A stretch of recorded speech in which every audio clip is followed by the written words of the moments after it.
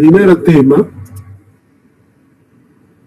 y que tiene que ver con la evolución humana, ¿no? Con la evolución humana. Podríamos retrotraer esto, ¿no? A ver, cuando hablamos de evolución humana, estamos haciendo referencia a un proceso largo, ¿no? De millones de años. Para ir al inicio de este proceso, podríamos trasladarnos a hace 5 o 6 millones de años, ¿no?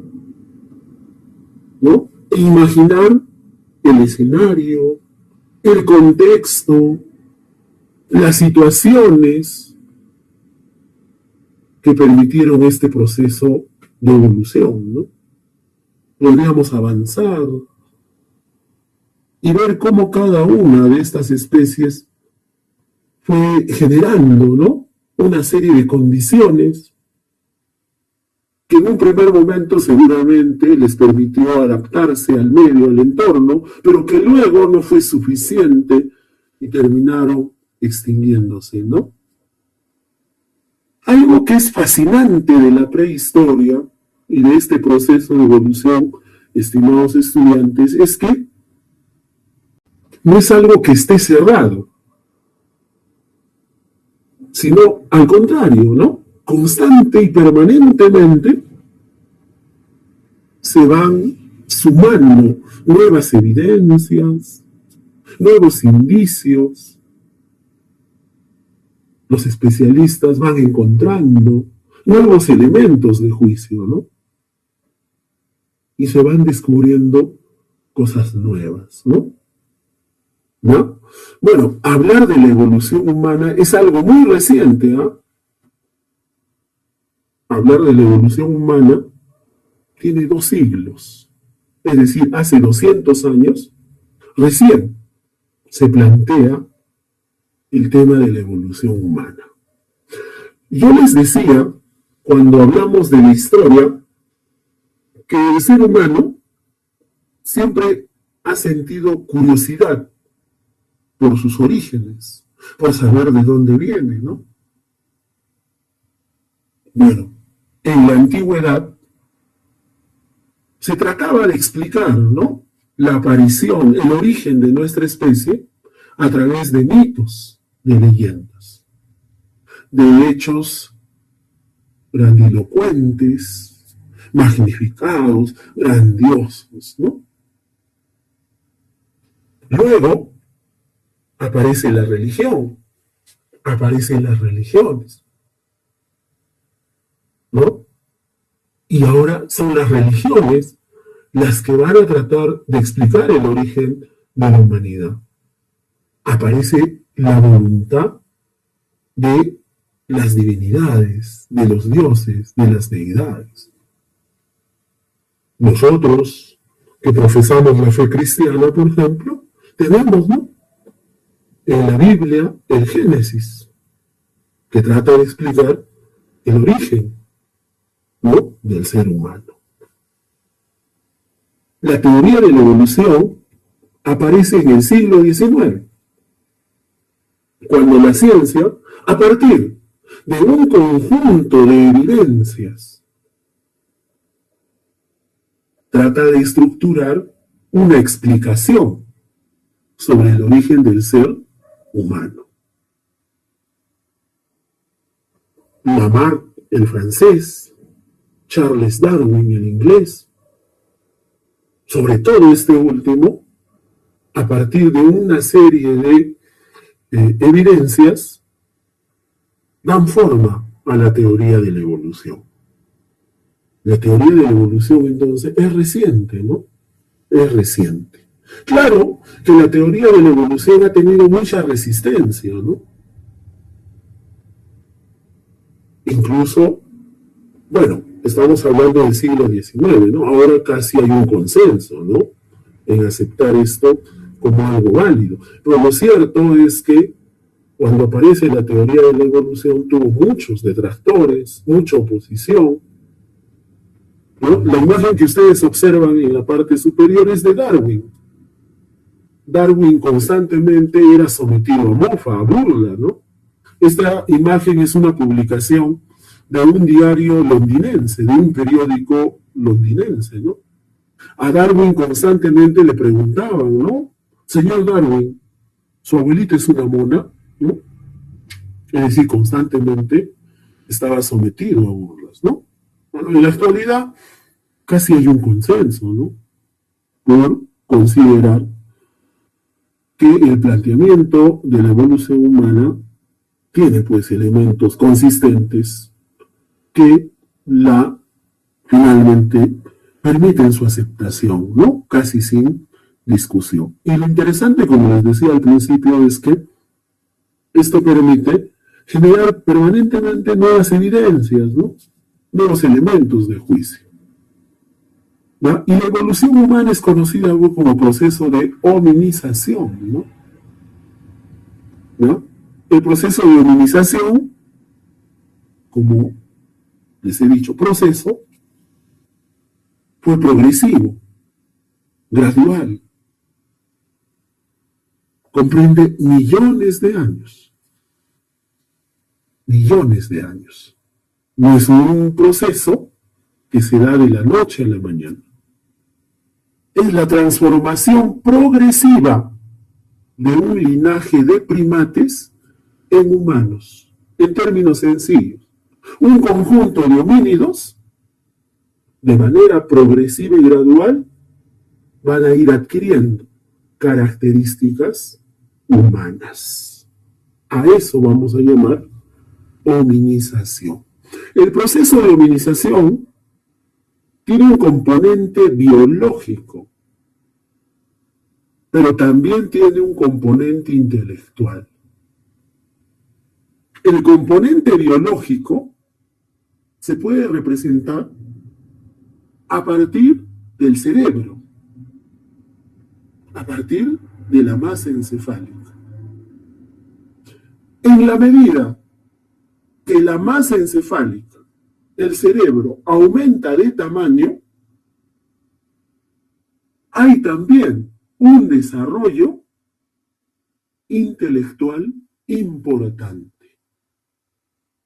Lo intelectual tiene que ver con la adquisición de racionalidad, de comprensión, de entendimiento, de aprendizaje,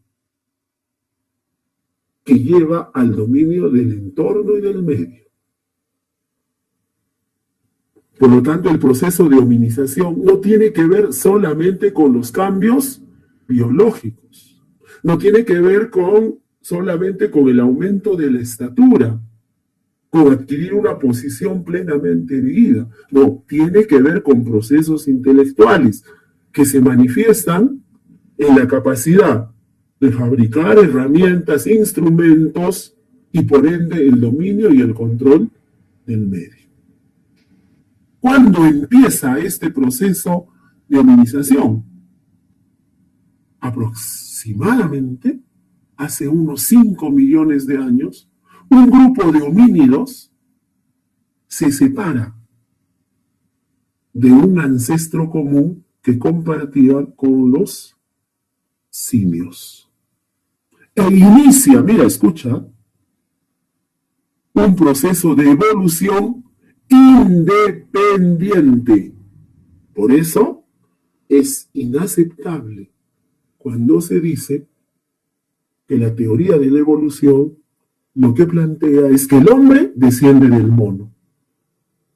Eso es falso. Y eso es absurdo.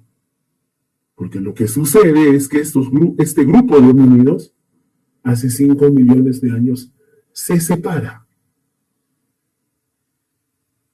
de ese ancestro común de los simios e inicia su propio proceso de evolución. ¿No? Ahora, ¿por qué empieza la hominización? ¿Cuál fue la razón que llevó a estos homínidos a este proceso? Bueno, sucede que fueron desplazados de su hábitat natural, de su ecosistema propio. Y la pregunta es, ¿cuál era el ecosistema propio de estos homínidos? A ver, observemos la imagen. ¿Cuál es ese ecosistema? ¿Cómo se llama ese ecosistema del cual van a ser desplazados estos homínidos, que vivían felices ahí. Muy bien, Lady. El bosque tropical, ¿no? El bosque tropical. ¿Y cómo se va a llamar el nuevo hábitat al que se van a tener que adaptar? La sabana, Lady, ¿no? La sabana o campo abierto. Entonces, estos homínidos fueron desplazados de su hábitat natural. Su hábitat natural cambió, se modificó por cuestiones climáticas, por cuestiones ecológicas. Y entonces hubo la necesidad de adaptarse a un nuevo hábitat, la sabana o campo abierto. ¿Cómo se llama a este proceso de adaptación a un nuevo hábitat? ¿Qué encierra esto? ¿Cómo se llama? ¿Alguien recuerda cómo se llama esto? ¿Verdad? Lady, esto se llama desafío ecológico, ¿no? ¿Y por qué se produce este desafío ecológico? ¿Verdad? Que lleva a estos homínidos a aceptar ese desafío ecológico, a tener que adaptarse a este nuevo hábitat, a esta sabana o campo abierto. ¿Qué los lleva? ¿Qué los impulsa? Muy bien, Katy, muy bien, Milenka, Lady, exactamente, ¿no? Muy bien. La necesidad, muy bien, Kate, la necesidad de sobrevivencia. Sobrevivir, ¿no? No extinguirse, no desaparecer. Eso los lleva, ¿no?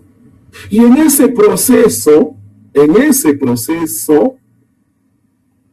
se van adquiriendo una serie de características que los van a ir haciendo humanos. Nosotros le vamos a llamar a esto logros, los logros de la hominización. La marcha bípeda, ¿no? La marcha bípeda. Se cansó de caminar encorvado, ¿no? Y va a adquirir una posición erguida, ¿no? Erguida. La marcha bípeda tiene que ver con el andar erecto. Es adquirir una posición erguida, ¿no? Este es el primer logro, ¿no? Hay una modificación de la columna. La columna vertebral deja de ejercer presión en el cráneo, ¿no? Mira. ¿Qué más? ¿Qué más tenemos? Se ensancha la caja torácica.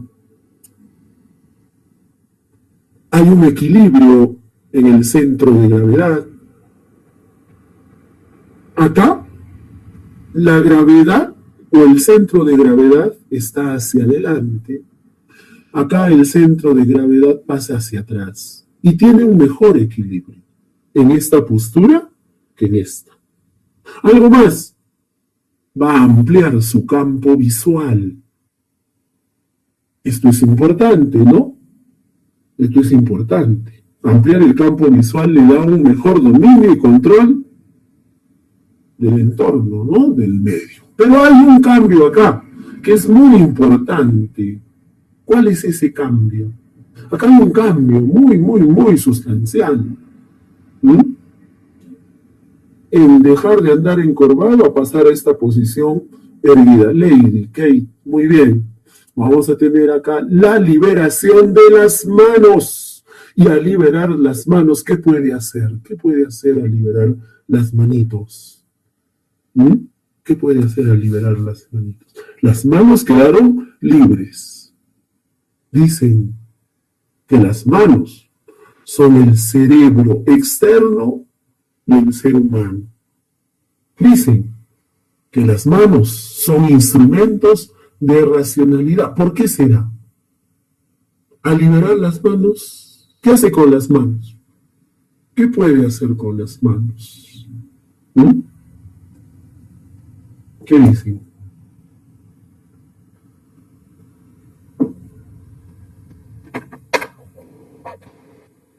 empieza a tocar las cosas. Ya, listo, muy bien. Empieza a tocar las cosas. Listo. ¿Qué más? Empieza a tocar las cosas, que no las toque demasiado, eso sí. ¿No? ¿Qué más hace?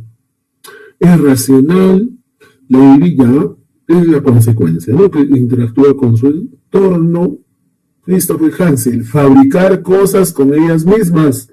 Muy bien, Ana Gabriel, podemos realizar movimientos. Claro, pues mira, claro, toca las cosas y las manipula.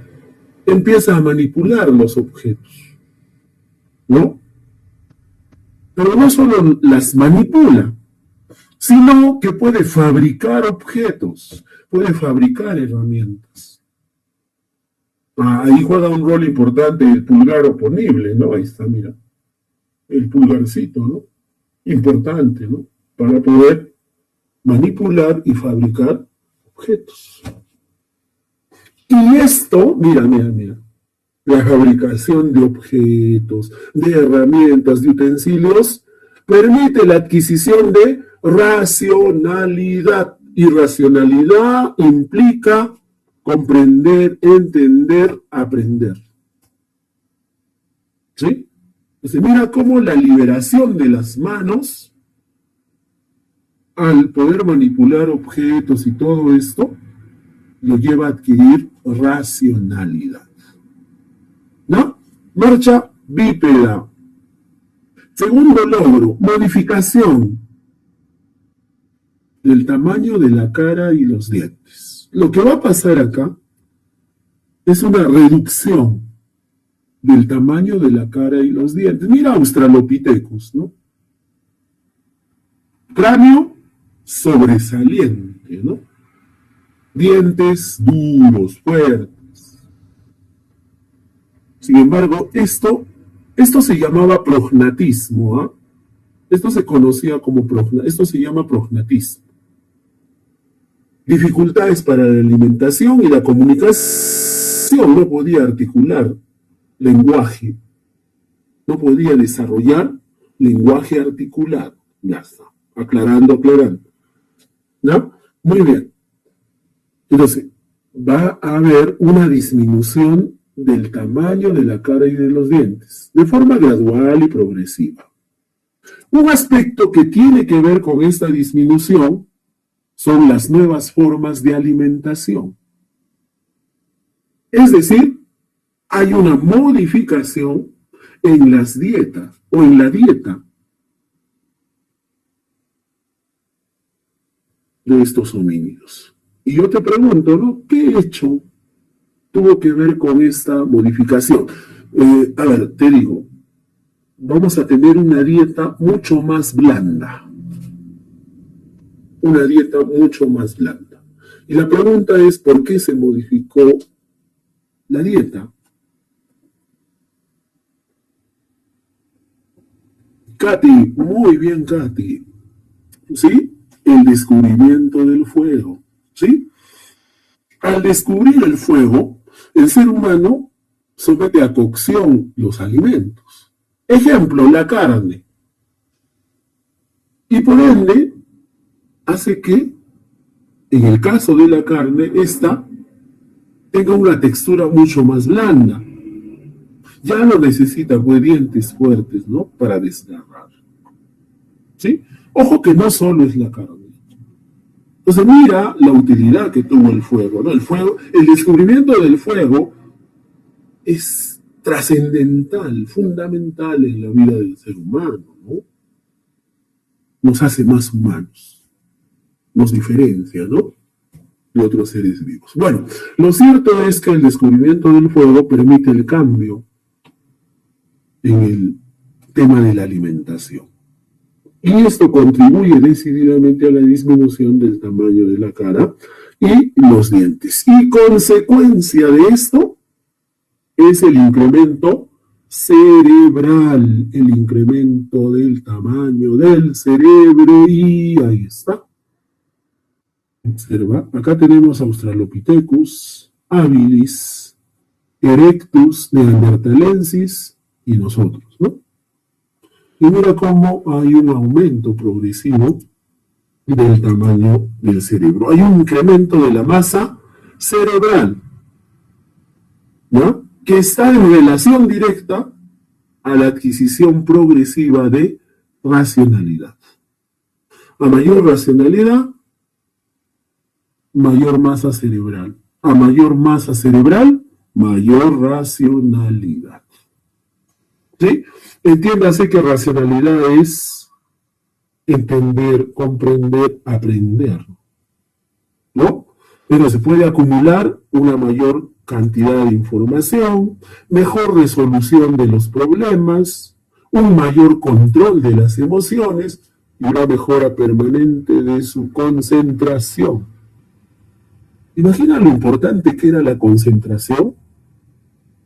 ¿Ah? ¿Se imaginan en un medio agreste? Miren, todos ellos hasta acá, pertenecen al Pleistoceno. Y una característica es la presencia de animales gigantes. ¿Ah? ¿Cómo hacías para movilizarte, moverte en un entorno con la presencia de esos animales? Imaginas lo importante que era la concentración, el estar alertas, ¿no? Incluso nuestra especie, ¿no? Porque recuerden que el Holoceno recién, ¿no? Más o menos a los 15.000, 10.000 años, ¿no? ¿No? Entonces, lo importante que era la concentración, la información, ¿no? ¿Ah? Racionalidad, chicos, racionalidad, ¿no? Y bueno, el cuarto logro, y el logro que corona todo este proceso de hominización, es el lenguaje articulado, ¿no? Un componente biológico es el aparato fonador, que en su proceso de adaptación permite desarrollar el lenguaje articulado. Sin embargo, el lenguaje articulado, además del componente biológico, está en función o expresa una mayor racionalidad, ¿no? Una mayor racionalidad, y además es producto de un desarrollo cultural complejo, refleja un desarrollo cultural complejo, ¿no? Algo que destaca en el lenguaje articulado es que permite mejorar la comunicación social. Al mejorar la comunicación social, hay una mejor organización social y una mejor respuesta a las exigencias del medio, del entorno, ¿no? Esto fue fundamental para la sobrevivencia humana, ¿no?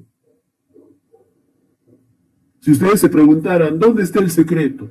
¿Dónde está el detalle para que nuestra especie no se extinguiera, no desapareciera, como pasó con las otras especies? La respuesta sería, aquí está el secreto, acá está el detalle, la organización social. Las relaciones sociales se complejizaron gracias al lenguaje articulado. Y esto fue importante para dar respuesta a las exigencias del medio y del entorno. Homo neandertal era de una estructura corporal corpulenta. Algunos dicen que no tendría nada que envidiarle a los físico-culturistas de la actualidad, ¿no? Y sin embargo, desaparece, se extingue como especie. Y la nuestra no. Y la nuestra no. ¿Por qué? ¿Cuál fue el factor que provocó esa situación? No solamente fue nuestra presencia, no solamente fue nuestra presencia, sino ¿qué pasó? El secreto fue esto, la organización social. nosotros avanzamos, nuestra especie avanzó mucho en este tema. Y en gran medida, gracias al lenguaje articulado. ¿Ya? Listo, chicos. Ahí tenemos los 4 logros de la humanización. Hasta ahí. ¿Alguna pregunta? ¿Qué dicen? A ver. ¿Qué dicen? ¿Qué dicen? ¿Qué dicen? ¿Qué piensan de la teoría de la evolución, chicos? A ver.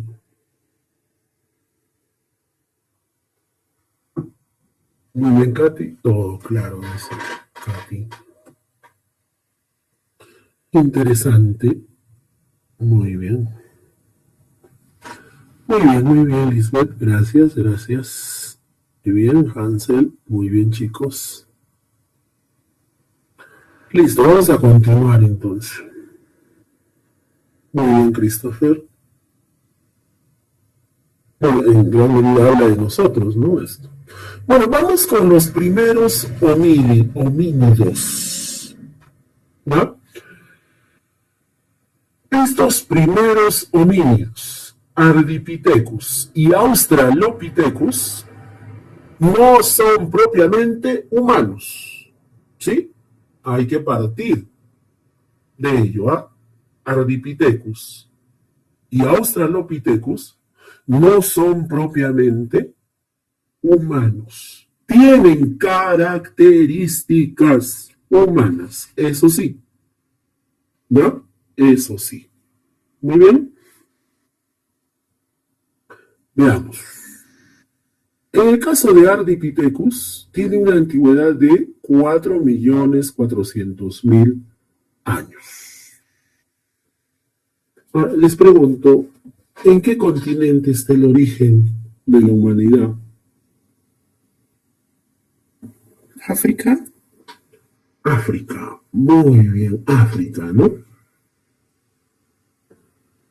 Muy bien, Hansel. ¿Y podrían creer ustedes que cuando aparece la teoría de la evolución, ¿verdad? Los estudiosos, muchos de los estudiosos, los científicos, los investigadores, trataron de negar eso? ¿No? Trataron de negar eso, ¿no? E incluso consideraron que nuestra especie, es decir, Homo sapiens sapiens, era europeo, que su origen era europeo, ¿no? ¿Ah? Imagínense, ¿no? Cómo las investigaciones, las nuevas evidencias va cambiando eso, ¿no? ¿Alguien podría discutir en la actualidad que el origen de la humanidad está en África? Nadie, ¿no? Sería absurdo. Bueno, Ardipithecus va a tener como escenario los bosques húmedos de África. Su alimentación es en base a vegetales. Una característica que lo asemeja al ser humano es que es bípedo. ¿Ya? Es decir, ya él tiene el primer logro, ¿no? El bipedismo. Su cerebro es pequeño, es todavía muy pequeño. Hay dos representantes de Ardipithecus. El Ramidus, los restos de este Ramidus van a ser descubiertos en el año 92, ¿no? En el año 92. Y justamente la datación tiene que ver con esos 4.400.000 años, ¿no? El esmalte de los dientes es muy delgado, lo que lo asemeja a los chimpancés, pero es bípedo. ¿Ya? Pero es bípedo. Ardi significa suelo, ¿no? Y Ramidus significa raíz, ¿no? Raíz. Luego tenemos a Cadava, ¿no? Los restos de este Ardipithecus son descubiertos en el año 2000. Y los especialistas dicen que es mucho más antiguo, incluso que Ramidus, ¿no? En conclusión, con estos primeros homínidos, son parecidos a los chimpancés, ¿en qué? En el esmalte de los dientes, que es muy delgado. Sin embargo, son parecidos al ser humano en que desarrollan el bipedismo, lo que los lleva a tener distintos movimientos a los chimpancés. Otro elemento que los diferencia de los chimpancés es el tamaño de los caninos. Los caninos son mucho más pequeños que el de los chimpancés. Lo que haría que no fueran tan agresivos, ¿no?, como los chimpancés. ¿Ya? Te vuelvo a repetir, todavía no estamos hablando de humanos, sino de homínidos que tienen algunas características humanas. En 1974, en Adar, Etiopía, Donald Johansson descubre, ¿no?, los restos del Australopithecus más famoso, ¿no? ¿Cuál es el Australopithecus más famoso? ¿Cuál es el Australopithecus más famoso? Austral, Sur, Pithecus, mono del sur. Lucy, ¿no? Lucy, nuestra amiga Lucy. Muy bien, Kate. Lucy, ¿no? ¿Ya? Johansson entonces descubre los restos de Lucy, que es el Australopithecus más famoso. Ahora hay que decir, ¿no?, vamos a tener una gran cantidad de Australopithecus.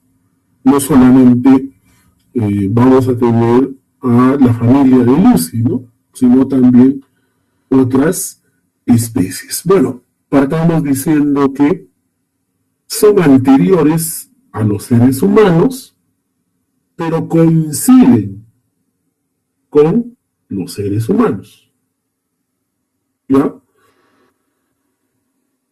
En cuanto a la cronología, Australopithecus lo vamos a ubicar entre los 4.200.000 años y los 2 millones de años. En el caso de nuestra amiga Lucy, va a tener una antigüedad de 3.200.000 años, ¿no? 3.200.000 años. ¿Dónde vamos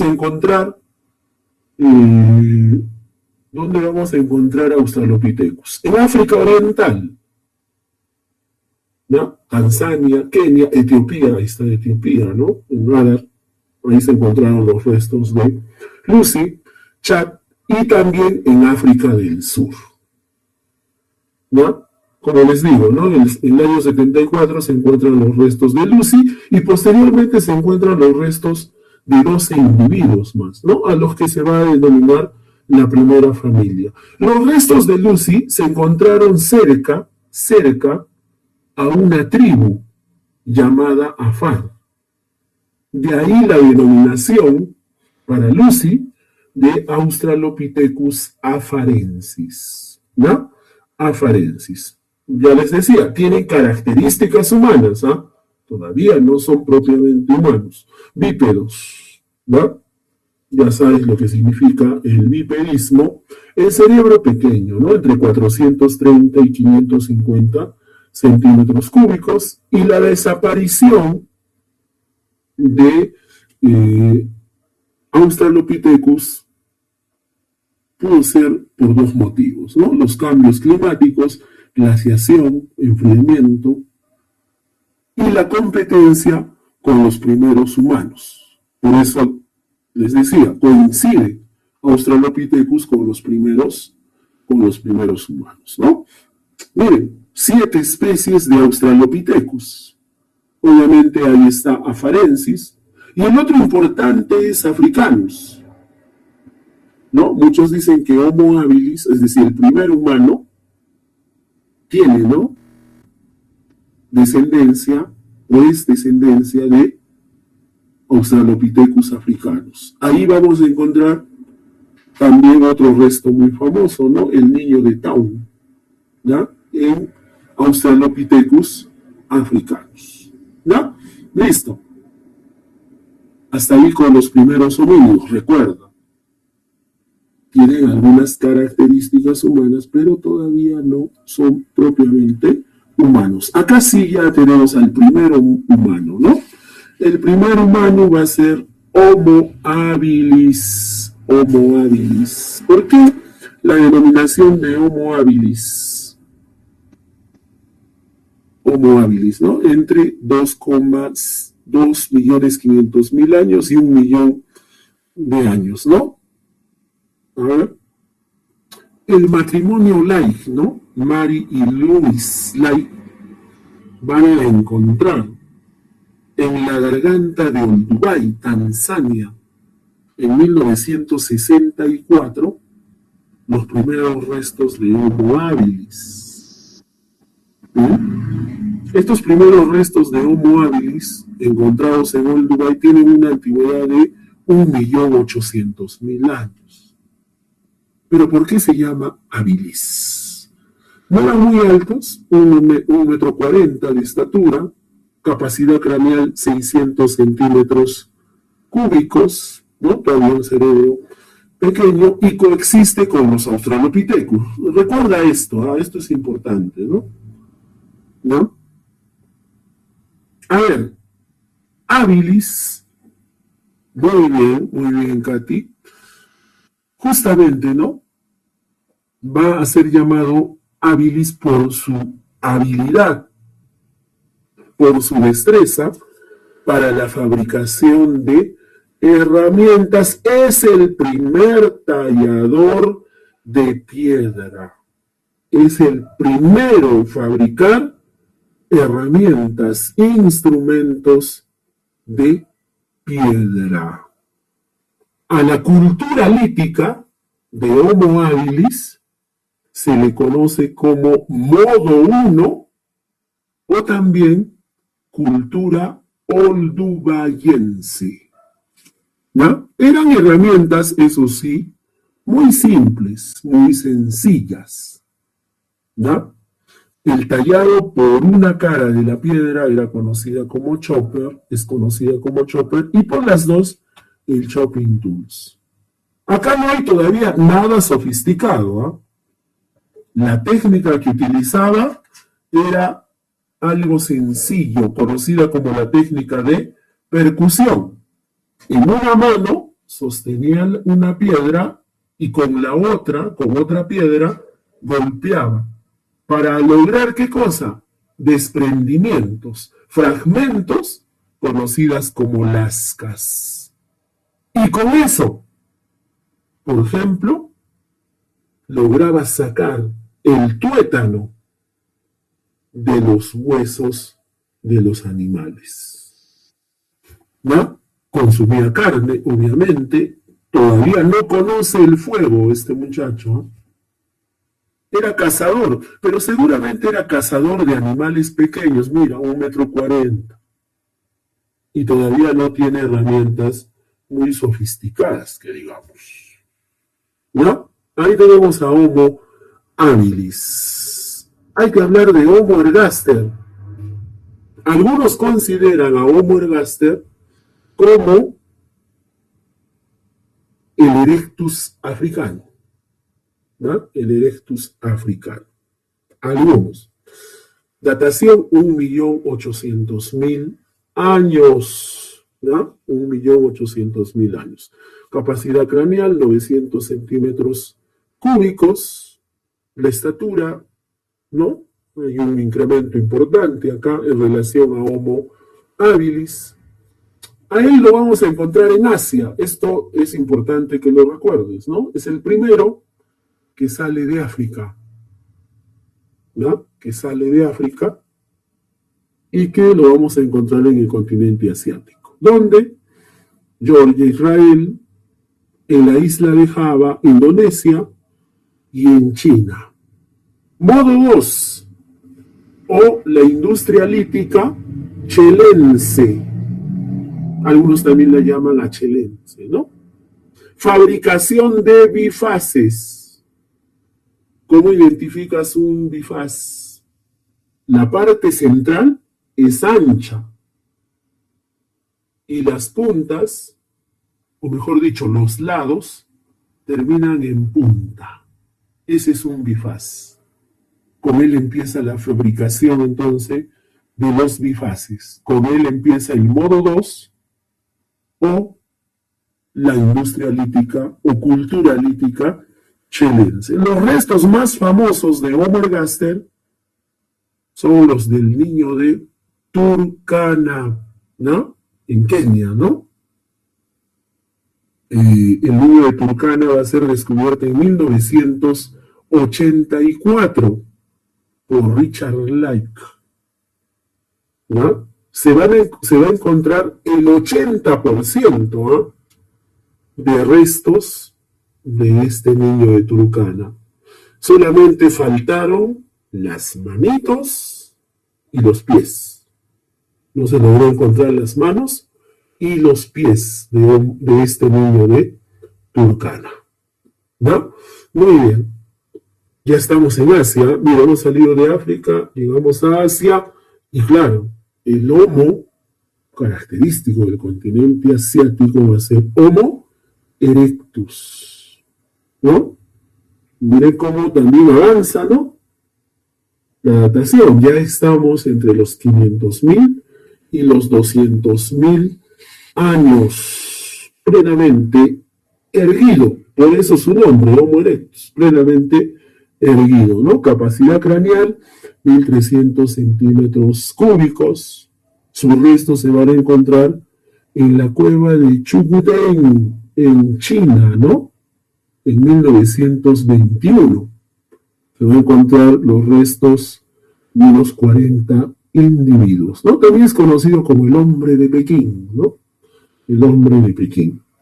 Acá en esta cueva se va a encontrar la presencia de hogueras, lo que significa que este homo controló, tuvo la capacidad de generar, de producir fuego.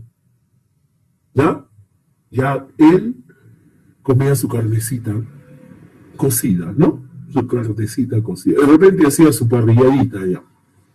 ¿Ya? Muy bien. Entonces, presencia de hogueras, uso del fuego, ¿no? Con Homo erectus, no plenamente cazador, pues, ¿no? Ya él era cazador, por eso se va a encontrar huesos de animales. Es el que perfecciona el modo 2 o la industria lítica conocida como chelense, ¿no? Masifica además la producción de bifaces. Listo.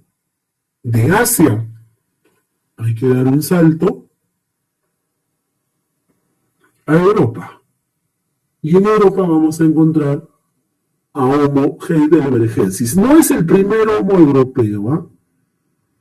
Hay otro anterior a él conocido como Homo antecesor, que más o menos tiene una antigüedad de 1 millón de años. Algunos especialistas consideran, esto como dato por favor, que Homo heidelbergensis vendría a ser el Erectus europeo, ¿sí? Así como Ergaster es considerado el Erectus africano, heidelbergensis es considerado como el Erectus europeo, ¿no? Algunos especialistas consideran esto, ¿no? Muy bien, la antigüedad de este Homo va entre los 500.000 y los 200.000 años, ¿no? Miren la capacidad craneana, 1.400 centímetros cúbicos. Si se han dado cuenta, desde Australopithecus hasta acá, de manera progresiva, ¿no?, va aumentando la capacidad craneana, ¿sí? Miren cómo esto nos demuestra ese tercer logro, ¿eh? ¿Sí? El aumento del tamaño del cerebro, el aumento de la masa cerebral. ¿Y eso qué significa? Racionalidad, ¿no? Muy bien. Estatura bastante considerable, bastante altos, ¿no? 1,80 m, corpulentos, ¿no? 100 kilogramos, ¿no? La abertura nasal, ¿no? Una gran abertura nasal, la mandíbula saliente, ¿no? Los restos de este Homo se encuentran en 1907, ¿ya? En Heidelberg, Alemania, ¿no? Estaban ahí unos obreros haciendo excavaciones, estaban excavando para construir un ferrocarril y lo primero que encuentran es una mandíbula, ¿no? Conocida como la mandíbula de Mauer, por el lugar, ¿no? Y claro, luego se van a encontrar los restos fósiles de 32 individuos, ¿no? Estos restos tienen una antigüedad de 300.000 años. Luego se encuentran, ¿no? Restos de Homo heidelbergensis a lo largo de toda Europa. Y miren, se han encontrado restos de este Homo en África, ¿ya? En Kenia, ¿ya? Lo que demuestra también que la forma como estos homos se iban movilizando no era algo mecánico, ¿no? Había idas y vueltas, ¿no? No es que, bueno, de África a Asia y de Asia a Europa. Posiblemente fue África, Asia, África, Europa, Asia, Europa, ¿no? ¿Sí? Por mencionar los primeros continentes en ser poblados por estos homos, ¿no? Seguimos en el modo 2, ¿ya? La chelense, ¿no? Los bifaces. Y llegamos al Paleolítico Medio, ¿no? Al Paleolítico Medio. Y el rey del Paleolítico Medio, por lo menos hasta que aparece nuestra especie, es Homo neanderthalensis, ¿no? Homo neanderthalensis es toda una caja de Pandora, ¿no? Cuando se descubren sus primeros restos en 1856, se consideraba a Homo neanderthalensis como una especie de primitivo, ¿no? Del Homo sapiens sapiens. O sea, los científicos, los estudiosos, pensaban que Homo neandertal era nuestra versión, pero primitiva, ¿no? Sin embargo, las últimas investigaciones han demostrado, estimados estudiantes, que Homo neandertal está, pero ahí nomás, ahí nomás de nuestro proceso de evolución. Es más, hay especialistas que consideran que nosotros tenemos en nuestros genes un 2% de neandertales. ¿Qué les parece? Una anécdota, ¿no? Con Homo neandertal. En la época de Hitler, de los nazis, recuerden que él es alemán, ¿no? Lo descubren en el valle del río Neander, ¿no? En Alemania. Bueno, Hitler, los nazis, recuerden, pues, ¿no? Se consideraban la raza superior, ¿no? Raza entre comillas. Entonces, no podían ellos permitir exhibir, pues, los restos de Homo neandertal, ¿no? Así que, ¿qué hicieron los nazis? Mandaron a cerrar los museos donde estaban los restos de Homo neandertal, ¿no? Para evitar su exhibición, ¿no? No, las atrocidades que a veces se cometen, ¿no? En nombre de supuestas superioridades raciales. Bueno, bien, es un proceso de evolución paralelo e independiente al nuestro. Como les digo, las últimas investigaciones van demostrando otras cosas. Pero no vamos a quedar con esta información. Ahí lo que les estoy dando son algunos datitos por ahí. No nos quedamos con esta información, ¿no? Su industria lítica es la musteriense, ¿no? Y acá ya hay una masificación en la producción de instrumentos de piedra y algo más, ¿no? Con Homo neandertal empiezan a utilizarse mangos de madera, ¿sí? Es decir, estos instrumentos de piedra van a ser unidas, ¿no? A mangos de madera. ¿Para qué? Para hacer mucho más eficiente el uso de sus instrumentos de piedra. Algo interesante que quiero que recuerdes acá con Homo neandertal es que él es el que empieza a enterrar a sus muertos. Con él aparecen las primeras ideas mágico-religiosas. Con él aparecen los rituales funerarios. él es el que empieza a enterrar a sus muertos. Seguramente en un inicio por proteger el cuerpo, pero poco a poco le va dando una forma mágico-religiosa. Es decir, ¿cuál es la idea mágico-religiosa que lleva a enterrar a los muertos? Esencialmente el creer en la vida después de la muerte, ¿no? Trascendencia de la vida después de la muerte, ¿no? Muy bien, ahí está Homo neanderthalensis, ¿no? ¿Ah? Fascinante, ¿no? Este Homo es fascinante en cuanto a su historia y las nuevas evidencias, ¿no?, que se van descubriendo. Bueno, hace 40.000 años, ¿no?, en Dordoña, Francia, en una cueva, ¿no?, conocida como Cro-Magnon, se van a encontrar los restos de 4 individuos: un anciano, una mujer, otro individuo y un feto, ¿ya? Y un feto. Los restos de estos individuos pertenecen a Homo sapiens sapiens, ¿no?, conocido desde entonces como hombre de Cro-Magnon. Sin embargo, habría que decir que se han encontrado restos de Homo sapiens sapiens hasta con 120.000 años de antigüedad. Claramente, el origen de Homo sapiens sapiens está en África, no en Europa, en África. ¿Ya? En África, ¿no? Y sus restos, como les digo, también se han encontrado en el Medio Oriente. Y claro, estos restos son los más famosos, que tienen una antigüedad de 40.000 años en la cueva de Cro-Magnon en Francia, ¿no? Ya está, acá estamos hablando ya del hombre moderno, pues, ¿no? Capacidad craneal de 1.500 a 1.600 centímetros cúbicos, una estatura de 1,70 m, 1,80 m, ¿no? Una estatura considerable, en promedio 1,70, ¿no? 1,70, el cráneo ya en forma de globo, y acá hay un desarrollo cultural complejo ya, ¿sí? Expresa claramente un desarrollo cultural complejo. ¿Por qué? Porque ya hay un lenguaje articulado avanzado. Recuerda que esto es el cuarto logro, ¿no? El lenguaje articulado.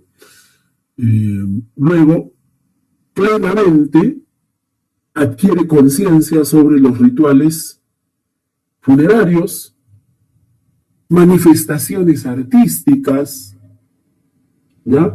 El arte rupestre, ¿no? El arte mobiliar, ¿no? Y también, a diferencia de los otros homos, empieza a utilizar percutores blandos. Los percutores son aquellos que sirven para la fabricación de las herramientas de piedra. Los percutores eran aquellos instrumentos que utilizaba para poder fabricar las herramientas de piedra. Entonces empieza a utilizar percutores blandos, huesos, madera, ¿no? Y acá tenemos una gran variedad de culturas líticas, ¿no? O industrias líticas, si quieres llamarlas. La gravetiense, ¿no? ¿No? En la gravetiense, por ejemplo, en cuanto al arte, vamos a encontrar una serie de estatuillas femeninas, conocidas como Venus, ¿no? Esto como dato, ¿no? Acá encontramos los huesos decorados, ¿no? Hay que decir que acá, por ejemplo, ya se empieza a utilizar otros materiales, huesos, ¿no? Madera, para la elaboración de herramientas. Piedras curvadas con hendiduras pertenecen a la cultura lítica auriñaciense, ¿no? Estas hendiduras servían para colocar mangos de madera, ¿no? Y ya les he mencionado que esto hacía mucho más eficiente el uso de las herramientas de piedra. El sílex, ¿no?, es el material que se va a utilizar mucho y bastante en la cultura solutrense. Las hojas de laurel y las hojas de sauce. Les hablaba de los bifaces. Esta es la forma que tienen los bifaces, ¿no? Ancho al medio, y en los lados termina en punta, ¿no? Algo parecido son los bifaces, ¿no? Acá estamos hablando de las hojas de laurel, ¿no? Bastones y propulsores pertenecen a la cultura lítica magdaleniense, ¿no? La cultura del reno, ¿no? Acá están los bastones. Aquí en esta cultura magdaleniense, que ya está muy cerca al mesolítico, esta cultura magdaleniense se va a extender hasta los 10.000 años, es decir, y el hombre está entrando, el ser humano está entrando a el mesolítico, se usa mucho y bastante los huesos de los animales como material para la elaboración de estos bastones y propulsores. Algo más, se empieza a fabricar una especie de carpas con pieles de animales, ¿no? Ojo, todavía no son viviendas, ¿no? Pero sí lugares de resguardo. Todavía acá el ser humano es nómada, ¿no? ¿No? Como les digo, recién estamos llegando ahí al mesolítico. ¿Ya? Bien, chicos, con esto terminamos.